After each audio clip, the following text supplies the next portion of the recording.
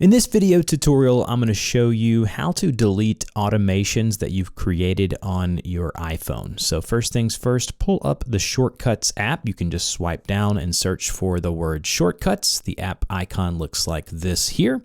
And then once there, you want to look at the bottom where it says Library, Automation, and Gallery. Go into Automation, which should have a check mark on it. And then you're going to see all of the automations that you've created so far. And you would think you could just tap into the automation and there would be a delete button here, but there's not. So what you want to do is just go ahead and hover your finger over the automation you want to delete and swipe to the left, and it will then pull up a delete button to where you can just tap and it's automatically deleted. Or you could just swipe all the way to the left and that deletes it as well. So if you have automations that you want to clear up or clean up on your list, you just swipe left, tap delete, and you are good to go.